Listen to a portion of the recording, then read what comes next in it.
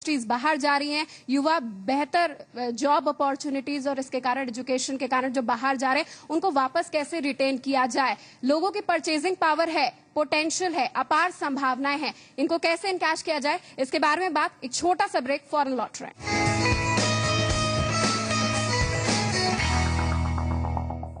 प्रायोजक है 135 AH उकाया tubular inverter battery अब केवल 6,990 रुपए में, टैक्स अतिरिक्त, ऑफर सीमित समय के लिए।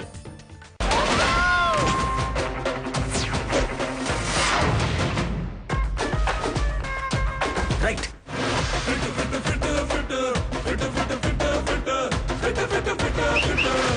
तुम फिट हो बॉस?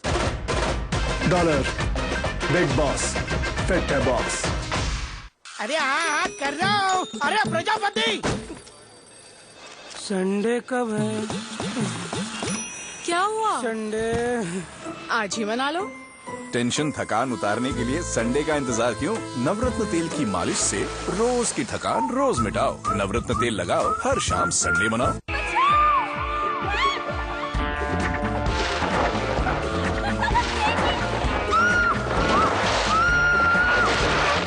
पकड़े रहो। ये थोड़ा ज्यादा हो, लेकिन रिलैक्स हो, हवाई है मजबूत। मैं पहनता हूँ, माँ कसम। कौन कहता है क्लासरूम सिर्फ सीखने और सिखाने की जगह है? यह तो जश्न है सवालों का, जिज्ञासा का, जश्न है कल्पनाओं का, जश्न है सपनों का, क्योंकि जहाँ सपने हैं बस वहीं तो क्लासरूम है। ITM university Gwalior, celebrating dreams.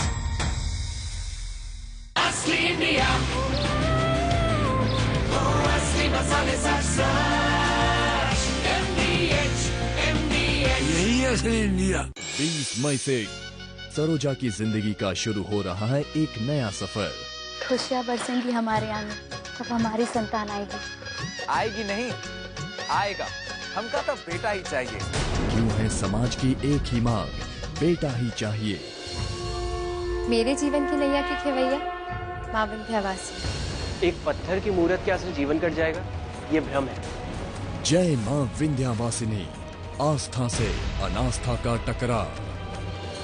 2 अनोखी कहानियां जो बदल देंगी आपकी सोच। तो शाम 6 से 7 आप रहें बिग मैजिक के साथ।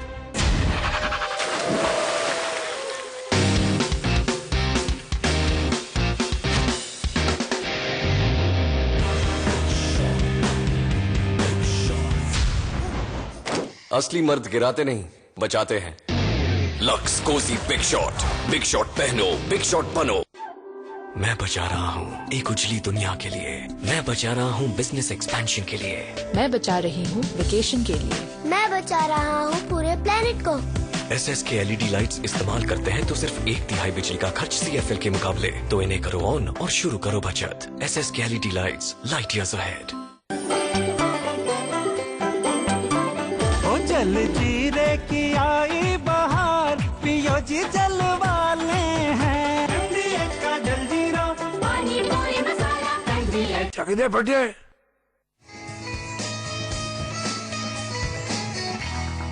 ब्रेक के बाद आपका स्वागत है। उत्तराखंड की तर्ज पर उत्तर प्रदेश में भी एक समस्या है जो कॉमन समस्या है। यहाँ पर भी पानी और जवानी टिकते ही नहीं है। इसके बारे में बात करेंगे।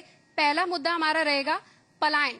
पलायन की समस्या यहाँ पर सबसे ज्यादा है। श्रम की अगर बात करें सर, एक समय था कानपुर की सड़कें पटी रहती थी श्रमिकों से, अब क्या हो गया? अब हो ये गया है कि किसी भी सरकार की इच्छा शक्ति नहीं है कि कानपुर का औद्योगिक विकास हो।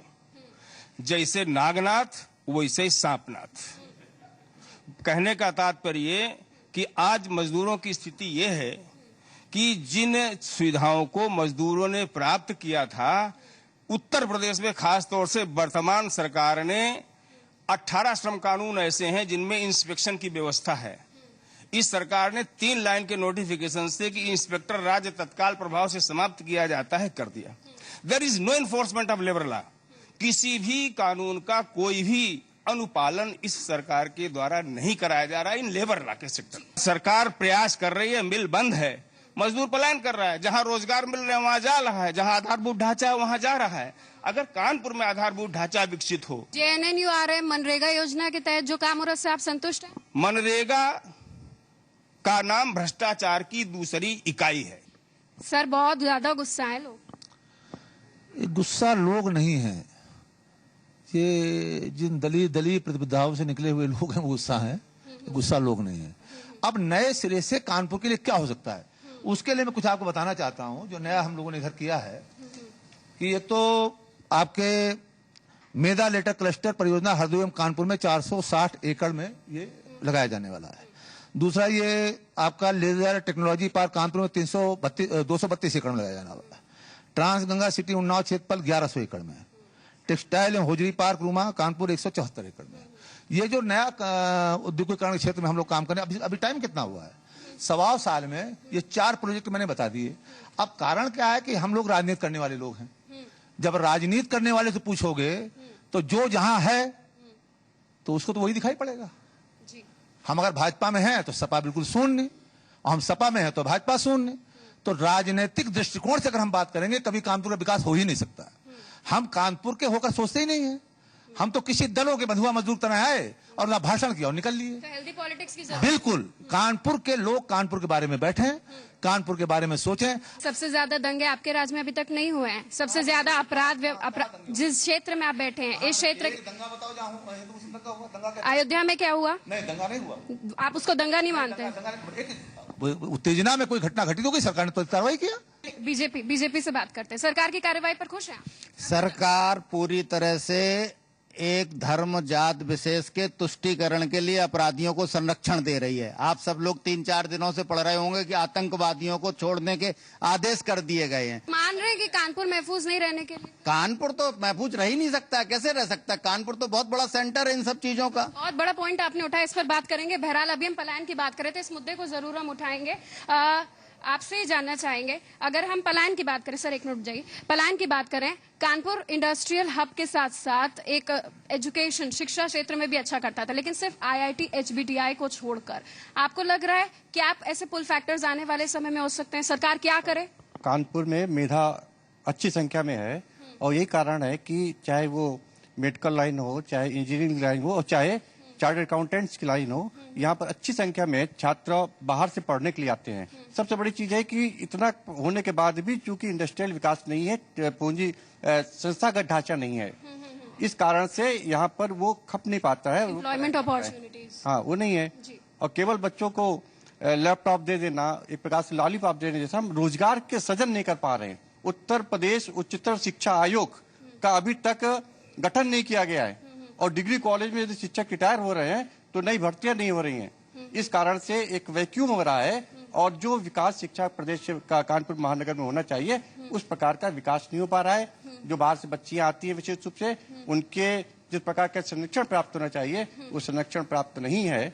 ऐसी प्रकार की घटनाएं भी हो रही हैं। एक हफ्ते से महिलाओं छात्राओं का अपहरण हो गया है, पुलिस उस पर निष्क्रिय बनी हुई है, बच्चे अभिभावक परेशान हो रहे हैं और पुलिस स्थानों से उनको वापस कर दिया जाता है। बिल्कुल, ये वही बात हो गई कि भूमि पूजन हो गया लेकिन बिल्डिंग कंस्ट्रक्ट करने में कुछ नहीं। और सरकार कह रही है हम करेंगे, तो देखिए तो परिवर्तन हो रहा है। क्राइम पर अगर नजर डालें, कानपुर साउथ की बात कर लें, आपको लग रहा है वहाँ कोई सोचेगा भी इन्वेस्ट करने? रियल एस्टेट पर भी बात करें। महिलाएं सुरक्षित नहीं है, घर के बाहर तक सुरक्षित नहीं, रोड की तो बात दूसरी कही है। चेन स्नैचिंग की हरकतें हो रही हैं और देखिए कि जो आम तरीके से लूट हो रही है, तो ये सब बातें। हल क्या है सर?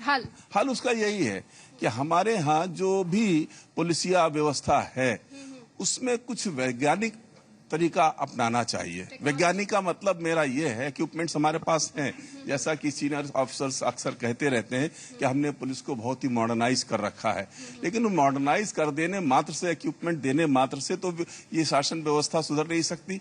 इसके लिए जरूरी है कि हम उन अफसरों को पोस्टिंग दें जो अपने हुनर में, अपने एडमिनिस्ट्रेशन में, अपने कानून व्यवस्था में चुस्त और दुरुस्त हो। किसी आधार विशेष को, जैसा कि आजकल हमारे एक विधायक जी ने कहा, जाति आधार नहीं होना चाहिए। इसके लिए एक तो कानपुर का कूड़ा बिल्कुल उठ जाना चाहिए, जो गड्ढे हैं वो भर जाने चाहिए, बीमारी दूर होगी, स्वस्थ लोग होंगे तो स्वस्थ। सभी का हल यही कि सब चीजों में राजनीतिक प्रतिबद्धता की जरूरत है। आपसे जानना चाहेंगे, कानपुर की अगर बात करें, एक तरफ पूरा विनाश हो रहा है, दूसरी तरफ विकास की बात करें, रियल एस्टेट धड़ल्ले से यहाँ पर बन रहा है। और जहाँ तक रेसिडेंशियल रिक्वायरमेंट की जरूरत है, तो यहाँ पर रेसिडेंस की बहुत रिक्वायरमेंट है। अगर सड़कें ठीक हो जाएंगी तो लोग दूर में रहना पसंद करेंगे।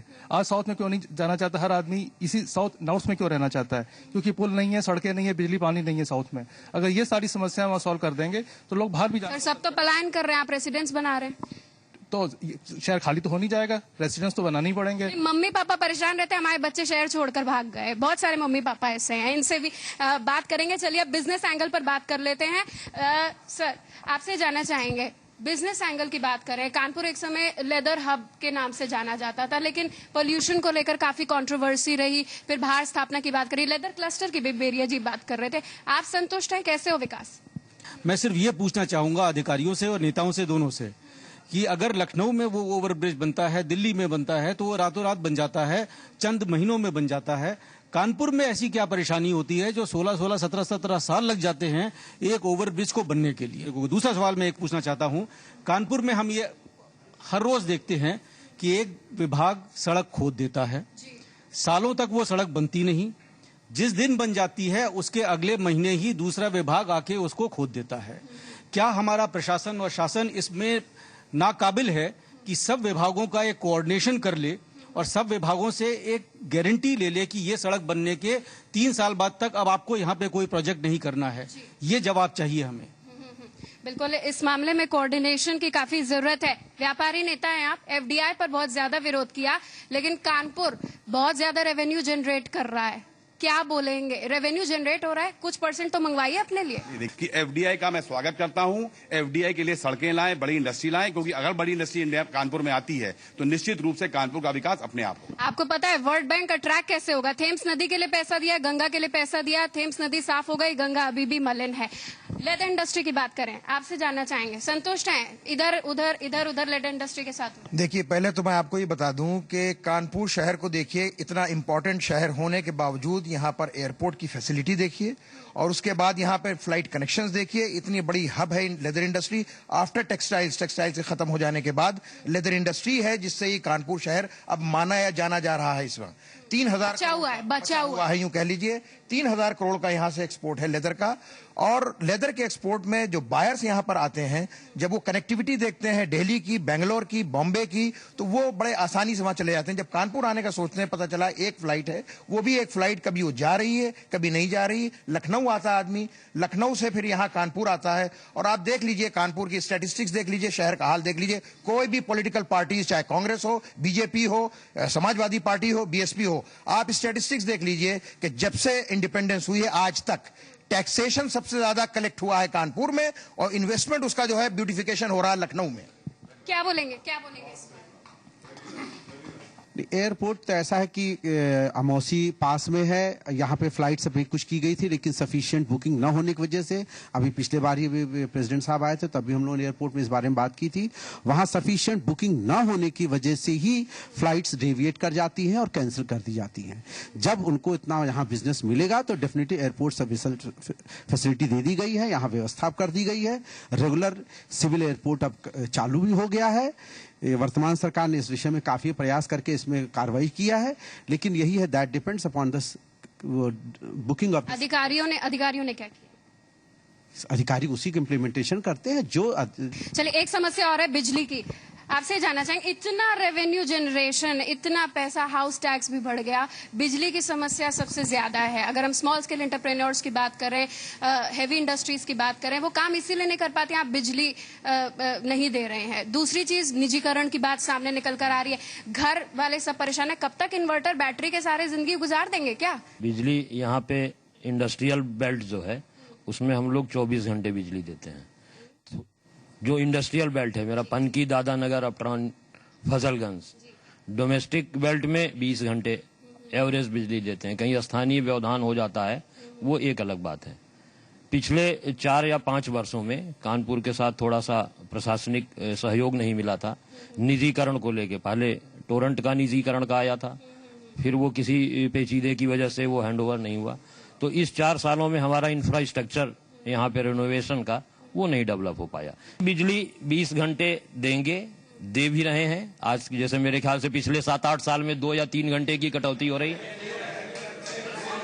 नहीं, इसमें कोई सेम की बात नहीं सर, मतलब ऐसे ना बिल्कुल सर, ये बात से कोई सहमत नहीं, ये बात से कोई भी सहमत नहीं है। बिजली आती नहीं, ये बात से कोई सहमत नहीं है। हल कैसे होगा, हल कैसे होगा? Entrepreneur, small scale entrepreneurs, ancillary industry सब डिफंक हो गई। जो गवर्नमेंट ने वर्तमान कर प्रणाली बना रखी है उसमें इतने कागज भरने पड़ते हैं कि कोई अगर छोटा व्यापारी है या छोटा उद्योगपति है, उसका आधे से ज्यादा टाइम इन कागजों की कार्रवाई में ही लग जाता है। वो अपना बिजनेस कहाँ से लेके आएगा, उसके लिए कहाँ से उसको समय मिलेगा? इतना काम और जितना रुपया जो है कानपुर के विकास के लिए, कानपुर की सड़कों के लिए नगर निगम में स्वीकृत हुआ है, चाहे सत्ता पक्ष का पार्षद हो, चाहे विपक्ष का पार्षद हो, कोई भी हो, चाहे वो भाजपा का हो, बसपा का हो, निर्दलीय हो, जिसने जितना भी जो है प्रस्ताव दिया और थोड़ा भी यदि उसने परसू किया है तो उसको उस इलाके में उतनी सहभागिता मिल गई है। नहीं सर, इलाके की तस्वीर नहीं बदली है। इसके बारे में सबसे जानेंगे। इलाके की तस्वीर नहीं बदली। आप बहुत गुस्सा बैठे हैं, आइए बताइए। मैं गुस्सा नहीं हूँ, मैं बिल्कुल बेरिया साहब से इत्तेफाक कर रहा हूँ कि हमारी सोच पार्टीगत हो गई है, हमारी राष्ट्रीय सोच खत्म हो गई, हमारी कानपुर की सोच खत्म हो गई। तभी 15,000 करोड़ देने के बाद हम हिंदुस्तान के सर्वाधिक प्रदूषित शहर है, कानपुर में सर्वाधिक टीबी पेशेंट है, कानपुर में सर्वाधिक दमा पेशेंट है। ये हमारी 65 साल की उपलब्धि है और इसके जिम्मेदार वो अधिकारी हैं जो बता रहे हैं 20 घंटे विद्युत आपूर्ति है। मैं सदन से पूछना चाहूंगा, क्या 20 घंटे आपूर्ति है? और अगर नहीं है तो ऐसे अधिकारी के लिए Beria ji as a representative of the state government क्या स्टेटमेंट देना चाहते? मैं बेरिया जी से ही जानना चाहूंगा। कानपुर में ये कहा जा रहा है कि 15,000 रेवेन्यू हम लोग को मिलता है गवर्नमेंट को। क्या आज हमारी इंडस्ट्री सिक्योर्ड है कि नहीं है? बिल्कुल सिक्योर्ड नहीं है। आज अब रात को 2 बजे Panki industrial area site 2 site 3 में जाके देखिए, आए दिन वारदात होती है। सजेशन आपकी तरफ से? मैं तो सिर्फ इतना कहना चाहूंगा, इतने सालों में हम लोग सड़क, सीवर और सुअर में ही फंसे हुए हैं। इसके आगे कानपुर शहर निकल ही नहीं पा रहा। हम लोग के जितने भी बच्चे हैं सब बाहर पढ़ के सेटल हो रहे हैं। कानपुर में कोई हमारे बिजनेस में नहीं आना चाह रहा ये कह के कि यहाँ इंफ्रास्ट्रक्चर नहीं है, बिजनेस के आगे डेवलपमेंट के चांसेस नहीं है। इससे बहुत जल्द ये शहर कुछ बूढ़ों का और रिटायर्ड लोगों का ही हो जाएगा। मैं रिक्वेस्ट करूंगा इस गवर्नमेंट से, प्लीज इसके बारे में सोचें, बाहर ना जाए, यहीं पे रोजगार मिले और यहीं पे इंडस्ट्री अच्छी रहे। चलिए, कार्यक्रम अंतिम पड़ाव पर है। सर, सुझाव कैसे कानपुर की आन बान शान वापस आई? देखिए, 2-3 चीजें मैं गंभीरता से आपसे कहना चाहता हूं, सुन लीजिएगा, बीच में टोकिएगा मत। पहला तो बिजली समस्या।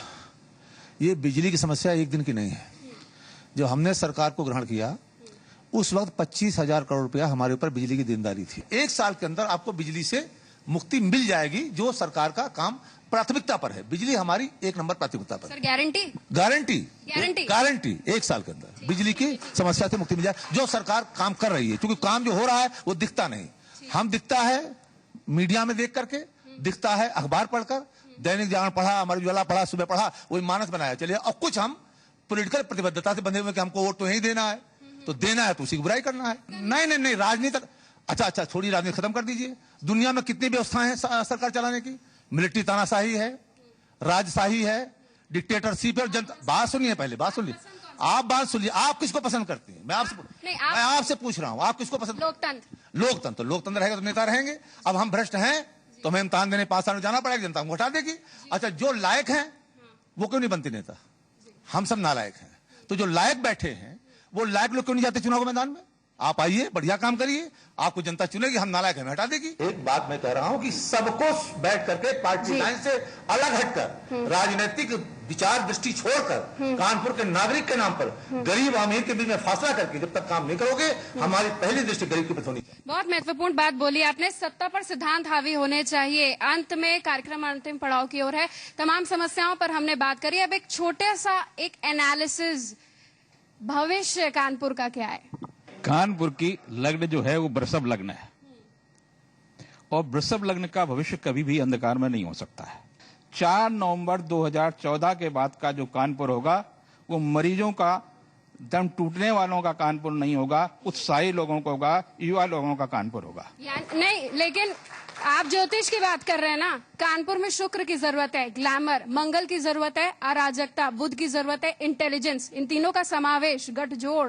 2014 चुनाव का वेट करें? नहीं, नवंबर 2014 से शनि बदल रहा है और वृश्चिक राशि में जब शनि आएगा तो भारत के लिए ही नहीं, हमारे कानपुर को भी देगा और ऐसे यहाँ से युवा लोगों को नया प्रतिनिधि देगा जो देश को ही नहीं, कानपुर को एक नई दिशा देगी। चाहे वो फिल्म का क्षेत्र हो, चाहे ज्योतिष का क्षेत्र हो, चाहे IAS IPS का क्षेत्र हो और चाहे नए राजनेताओं का क्षेत्र हो, लेकिन वो सभी क्षेत्रों में हमारा कानपुर अग्रणी होगा। अधिकारियों और राजनेताओं में सामंजस्य नहीं है, ये अगले 7 और 8 महीने तक की बात है। और अधिकारियों और राजनेताओं में जैसे सामंजस्य हो जाएगा, आम व्यक्तियों में सामंजस्य होगा और आम व्यक्तियों के सामंजस्य से हमारा कानपुर। सामंजस्य के लिए आप कुंभ विवाह क्यों नहीं करा देते? करा रहे हैं। चलिए, पद्मेश जी की गारंटी और बेरिया जी की वारंटी, बिजली आएगी, स्मॉल स्केल एंटरप्रेन्योर्स को फायदा होगा, रोजगार अवसर जनरेट होंगे और कानपुर की आन बान शान की बात करें, वापस रौनक आएगी, वापस एक महत्वपूर्ण तारा खिलेगा जो कहलाएगा मैनचेस्टर ऑफ ईस्ट रिवाइज्ड। इस विशेष पेशकश में बस इतना ही। मुझे मेरी टीम को दीजिए इजाजत। नमस्कार।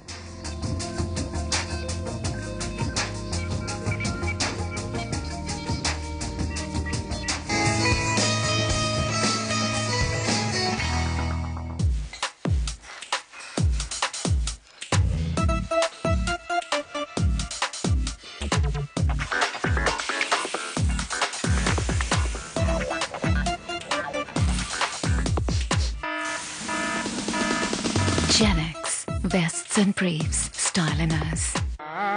10 नहीं, सिर्फ 2 में होगा चमत्कार। Z ब्लैक प्रीमियम अगरबत्ती, प्रार्थना होगी स्वीकार। नया Vivel deo spirit, kiwi fruits और यूकलिप्टस ऑयल योग अब ऑल डे फ्रेशनेस के साथ। ये आपकी त्वचा को पोषण दे, जगाए आप में जबरदस्त ताजगी। नया विवेल डियो स्पिरिट। प्रकृति जैसी शुद्धता हमारी पहचान। MDH मसाले, the real spice of India. 20 मई से सरोजा की जिंदगी का शुरू हो रहा है एक नया सफर। खुशियाँ बरसेंगी हमारे आने, तब हमारी संतान आएगी। आएगी नहीं, आएगा। हमका तो बेटा ही चाहिए। क्यों है समाज की एक ही मांग, बेटा ही चाहिए। मेरे जीवन की नैया की खेवैया माँ विंध्यवासिनी। एक पत्थर की मूर्त के असर जीवन कट जाएगा, ये भ्रम है। जय माँ विंध्यवासिनी, आस्था से अनास्था का टकराव। 2 अनोखी कहानियाँ जो बदल देंगी आपकी सोच। तो शाम 6 से 7 आप रहें बिग मैजिक के साथ।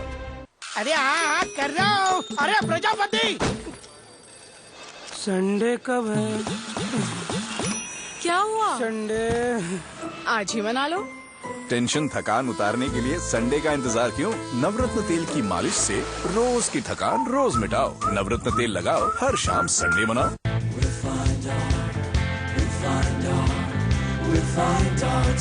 The new Vigo CVTi 110 with best-in-class mileage of 62 kilometers per liter. Find your we time. TVS Vigo.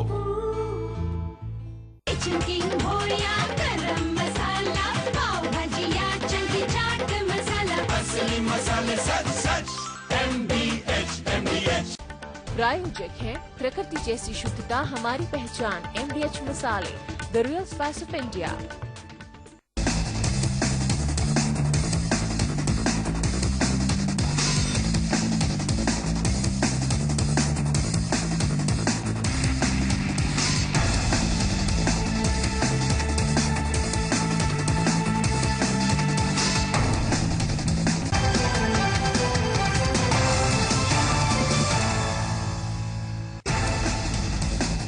UPA 2 के आज 4 साल पूरे हो गए हैं। सरकार की ओर से आज 4 साल के कामकाज की रिपोर्ट जारी की जाएगी।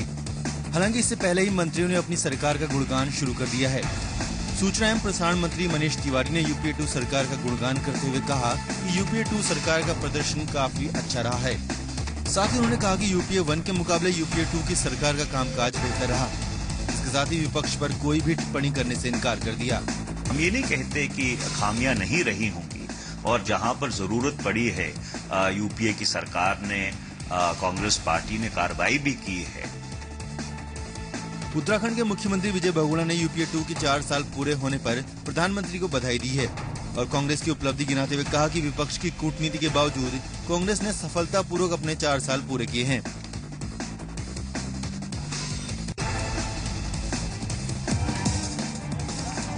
प्रियंका गांधी आज से 2 दिन के रायबरेली दौरे पर हैं। प्रियंका रायबरेली पहुंचने पर सबसे पहले भुईमऊ गेस्ट हाउस जाएंगी, जहां कांग्रेस कार्यकर्ताओं और जिला पंचायत अध्यक्षों से मुलाकात करेंगी। बीते महीने भी प्रियंका गांधी ने रायबरेली का दौरा किया था। कुछ दिनों से कांग्रेस ने यूपी में अपनी स्थिति सुधारने के लिए खास कवायद शुरू की है। इसके पीछे राहुल गांधी की सोच को माना जा रहा है। नई जगहों पर पार्टी की पकड़ बनाने के साथ साथ पार्टी अपने पुराने गढ़ में स्थिति को ढीला नहीं छोड़ना चाहती। उधर यूपी कांग्रेस में बड़े बदलाव के संकेत मिल रहे हैं। हाईकमान सर्वे के आधार पर 50 जिलाध्यक्षों और शहर अध्यक्षों को बदलने की तैयारी में है। ब्लॉक और गांव स्तर पर पार्टी को मजबूत करने के लिए कमेटियों को ऑनलाइन भी किया जा सकता है। इससे पहले कांग्रेस आलाकमान ने यूपी में 8 नए जोनल प्रभारियों को नियुक्त कर दिया है। 8 नए जोनल प्रभारियों के अलावा यूपी कांग्रेस में 8 नए कोऑर्डिनेटर भी बनाए गए हैं। सहारा ने आईपीएल छोड़ने का फैसला कर दिया है। समाचार एजेंसी पीटीआई के मुताबिक सहारा के फ्रेंचाइजी पुणे वॉरियर्स ने आईपीएल से अपना नाम वापस ले लिया है। कंपनी ने बैंक गारंटी विवाद की वजह से आईपीएल छोड़ने का फैसला किया। इससे पहले बीसीसीआई ने फ्रेंचाइजी फीस नहीं चुकाने की वजह से सहारा की बैंक गारंटी भुनाने की प्रक्रिया शुरू कर दी थी। सहारा ने 1702 करोड़ रुपए में 10 साल के लिए पुणे वॉरियर्स की फ्रेंचाइजी ली थी, लेकिन कंपनी ने अभी तक फ्रेंचाइजी फीस का 20% ही चुकाया था।